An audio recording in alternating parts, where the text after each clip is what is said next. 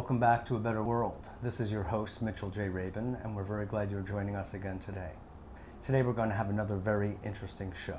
We have with us the author of this book, Exception to the Rulers, Amy Goodman, one of my favorite people, who's been on WBAI for, God, how many years at this point? Oh, in fact, it's going to be 20th anniversary. 20th anniversary. Right now. Oh, fabulous.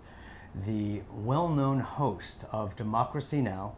That is aired on so many stations, WBAI, Pacifica Radio, Free Speech Radio, Link TV, Direct TV, and on it goes. It's actually the largest public broadcast that is even on channel, on PBS. Is that so? Well, it's the largest public media collaboration in the United States. In the United States. It's just fabulous, and it keeps reaching and growing larger and larger.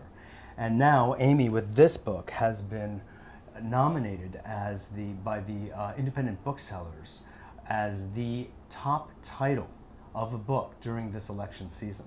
It's being translated into Spanish, Arabic, and many other languages, and it's really catching on worldwide, as it needs to, We're very glad to have you. Oh, Amy. it's great to be with you. Great. Wonderful.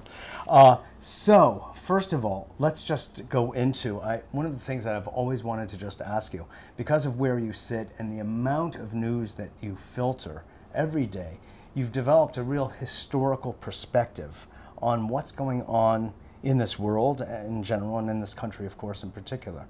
What is your sense of the underlying purpose of the kind of degeneration that we continually see from administration to administration going on? Because between democracy, the Democrats and the Republicans, it's almost seamless, nearly. Right. And I was just wondering, sitting where you sit, seeing the stories day after day, month after month, year after year, if you have some underlying sense of kind of what's up. Yeah. Well, I think this point you raised between the seamlessness of the Democratic and Republican Party is a very important one, because it means we have no major opposition party in this country, which means that most people's voices are not heard, so that you can have a country where the Attorney General nominee is not challenged as he's confirmed in any significant way, and yet he is central to what has taken place at the Abu Ghraib prison in Guantanamo, the torture of prisoners, which not only endangers those people, but of course endangers U.S. servicemen and women when they go abroad, because it's very hard to hold another country accountable for prisoners of war and how they're treated when the U.S. is treating prisoners in such a horrific way, the famous pictures at Abu Ghraib.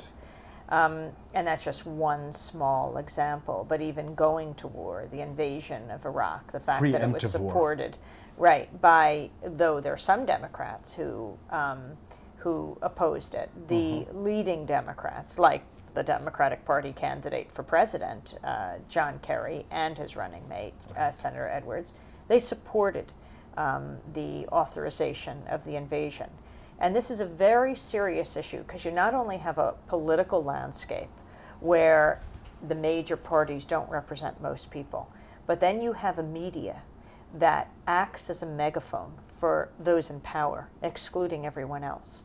And that is a very serious problem. And so most people in this country, their views are simply iced out. And yet, what is hopeful is that there is grassroots activism everywhere. And you can't just classify it as progressive or conservative, Republican or Democrat, because those lines are breaking down. People care about what's happening in the world. I think this devastating tsunami shows that. Yes. That when finally the media reflects the stories of everyday people, people in this country care. And they open their hearts, they open their wallets, they do anything they can to help people that they see suffering. Well, we need that to happen on a regular basis, especially in countries that are deeply affected by U.S. foreign policy, to see what's happening on the ground, because people in this country are compassionate, if they know. We should see the same stories of people who've lost loved ones in Iraq, and then people in this country would say, no, as they have even when they don't see it. And they have, exactly.